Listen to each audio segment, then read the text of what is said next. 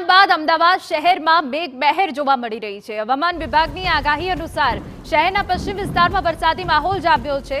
Satellite Jodhpur SG highway સહિત વિસ્તારોમાં વરસાદી માહોલ જામ્યો છે। કાળા ડિબાંગ વાદળો વચ્ચે વરસી રહેલા વરસાદથી વિઝિબિલિટી પણ ઘટી હોવાની વિગતો મળી રહી છે। આપને જણાવી દઈએ કે વરસાદનો આ રાઉન્ડ શરૂ થયો છે। હવામાન વિભાગની જે આગાહી હતી તે પ્રમાણે અમદાવાદમાં વરસાદી વાતાવરણની શરૂઆત થઈ છે। ઘણા લાંબા સમયથી મેઘરાજા એ વિરામ લીધો હતો, ત્યારે શાસ્ત્રીનગરમાં મેઘરાજાની તોફાની બેટિંગ થઈ હોવાની વિગતો મળી રહી છે, જ્યાં પાણી પણ ભરાયા છે। એમાં પણ વરસાદના પાણી ભરાવાની શરૂઆત થઈ ચૂકી છે।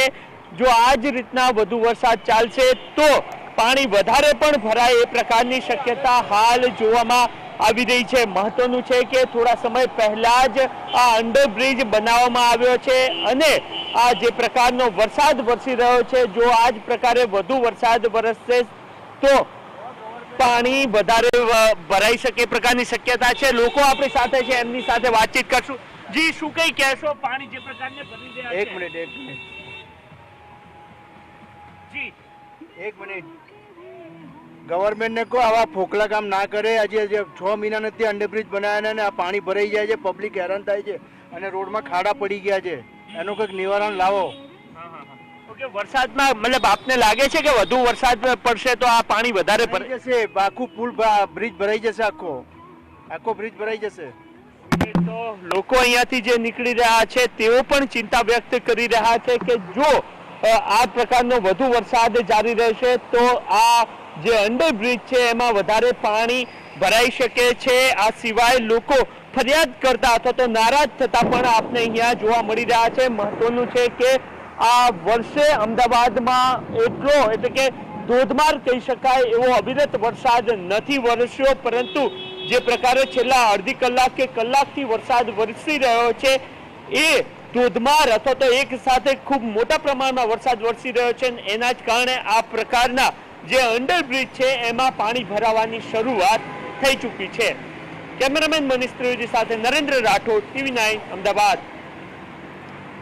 તો ઘણા લાંબા સમય બાદ અમદાવાદમાં વરસાદ જોવા મળ્યો, પરંતુ શરૂઆતનો આ વરસાદ અને સામાન્ય વરસાદમાં જ અનેક જગ્યાએ પાણી ભરાવાની સમસ્યા થઈ રહી છે।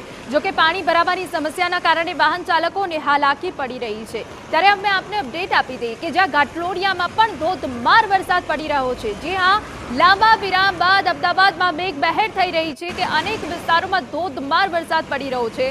શહેરના પશ્ચિમ વિસ્તારમાં સૌથી વધારે વરસાદ શાસ્ત્રીનગરમાં પડ્યો છે કે જ્યાં પાણી પણ ભરાઈ ગયા છે। અંડરપાસ જે હમણાં જ બન્યો હતો ત્યાં પણ પાણી ભરાઈ જવાના કારણે વાહન ચાલકો પારાવાર નારાજગી દર્શાવી રહ્યા છે।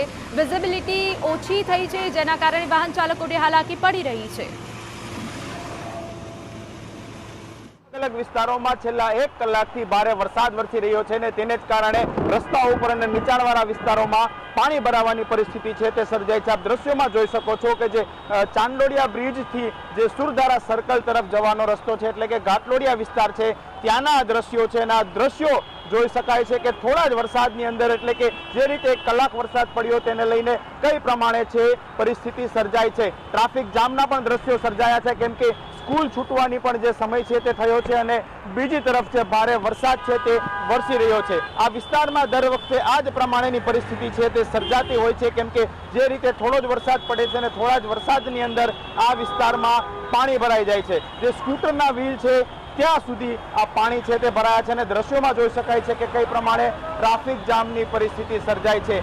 આ વખતનું આ દ્રશ્ય નથી, પરંતુ દર વખતે આ જ પ્રમાણે આ વિસ્તારની મુશ્કેલીઓ હોય છે, લોકોની મુશ્કેલીઓ હોય છે। અનેક વખતની રજૂઆત કરવા છતાં ઘાટલોડિયા વિસ્તારમાં આ જ પ્રમાણે થોડા જ વરસાદની અંદર છે લોકોને મુશ્કેલીનો સામનો કરવો પડી રહ્યો છે। આપ જે રીતે દ્રશ્યો જોઈ શકો છો કે વરસાદમાં જે પાણી ભરાવાની પરિસ્થિતિ છે તે કઈ પ્રમાણે છે।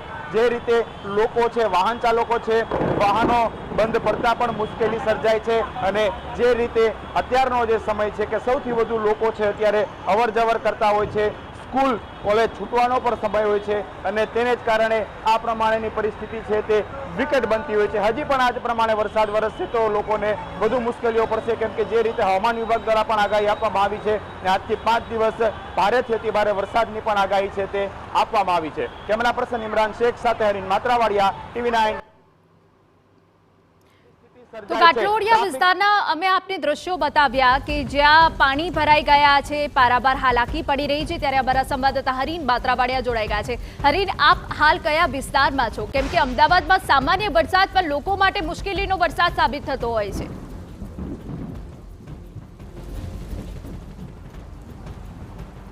બિલકુલ સામાન્ય વરસાદ અમદાવાદ માટે મુશ્કેલીનો વરસાદ તો સાબિત થાય છે. હું ફરીથી આ દ્રશ્યો બતાવવા માંગીશ કે અત્યારે TV9 ની ટીમ છે તે શાસ્ત્રીનગર વિસ્તારમાં છે અને આપ દ્રશ્યો જોઈ શકો છો કે કઈ પ્રમાણે ટ્રાફિક જામના દ્રશ્યો સર્જાયા છે, કઈ પ્રમાણે પાણી ભરાવાના દ્રશ્યો સર્જાયા છે. કેમ કે જે રીતે 1 કલાકથી તો વરસાદ વરસી રહ્યો છે, પરંતુ આ 1 કલાકના વરસાદમાં જ અમદાવાદના મોટા ભાગના વિસ્તારો છે તે પાણી જ પાણી થઈ ગયા છે. જે રીતના આ રસ્તા ઉપરના દ્રશ્યો જોઈ શકાય છે કે ટ્રાફિક જામની પરિસ્થિતિ સર્જાણી છે.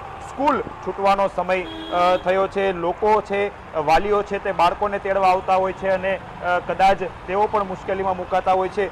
વાહન ચાલકો મુશ્કેલીમાં મુકાય છે કેમ કે પાણી ભરાવાને કારણે વાહનો છે તે બંધ પડી જતા હોય છે. આ જે મુખ્ય રસ્તો છે, ખૂબ મોટી સંખ્યામાં અહીંથી લોકો અવરજવર કરતા હોય છે, વાહન ચાલકો અવરજવર કરતા હોય છે, પરંતુ આ તમામ લોકોને છે મુશ્કેલી પડે છે. વાહન ચાલકો છે, સ્કૂલેથી જ વિદ્યાર્થીઓ છૂટી રહ્યા છે, તેમને મુશ્કેલી પડી રહી છે. શાસ્ત્રીનગરનો આ વિસ્તાર છે, જો કે દર વખતેની પરિસ્થિતિ આ ઘાટલોડિયામાં અલગ અલગ વિસ્તારો છે કે જે આ જ પ્રમાણે પાણી ભરાવાની દર વખતેની પરિસ્થિતિ છે. અમદાવાદના અમુક વિસ્તારો છે કે જેના માટે થોડોક વરસાદ છે તે મુસીબતનો વરસાદ બની જતો હોય છે. મહત્વનું છે કે છેલ્લા 2 દિવસથી જે ભારે ગરમી અને ઉકળાટ જોવા મળતો હતો તેનાથી તો ચોક્કસ જે રાહત મળી છે, પરંતુ થોડા જ વરસાદની અંદર જે મુશ્કેલીઓ સર્જાઈ છે તે પણ આપ દ્રશ્યોમાં જોઈ શકો છો. અને હજી પણ જે રીતે વરસાદની આગાહી છે, હજી પણ વરસાદ છે તે શરૂ છે, તેને લઈને જો આ જ પ્રમાણે વરસાદ વરસતો રહેશે તો લોકોની મુશ્કેલીમાં બિલકુલ છે તે વધારો જોવા મળશે. જી બિલકુલ, આભાર હરીન. તો જે રીતે અમારા સંવાદદાતા સમગ્ર રિપોર્ટ દર્શાવી રહ્યા છે કે કેવી રીતે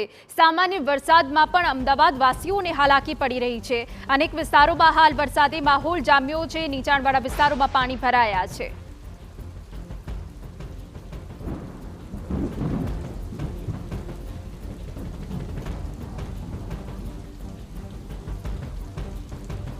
તો પશ્ચિમ વિસ્તારમાં હાલ ધોધમાર વરસાદ અનેક વિસ્તારમાં પડી રહ્યો છે. લાંબા વિરામ બાદ અમદાવાદ શહેરમાં મેઘમહેર થઈ છે. જોકે હવામાન વિભાગ દ્વારા આગાહી વ્યક્ત કરાઈ છે કે આવનારા કેટલાક દિવસ હજુ પણ અમદાવાદ શહેરમાં વરસાદી માહોલ રહી શકે છે. ત્યારે અમારા સંવાદદાતા હરીન બાત્રાવાડિયા વધુ વિગતે વાત કરી રહ્યા છે. હરીન, મુસીબતનો વરસાદ જરૂરથી છે, પરંતુ પારાવાર હાલાકી લોકોને પડી રહી છે. સૌથી વધારે રોડ પર પાણી ભરાવાના કારણે લોકો અને વાહન ચાલકોને ખૂબ હાલાકી પડે છે.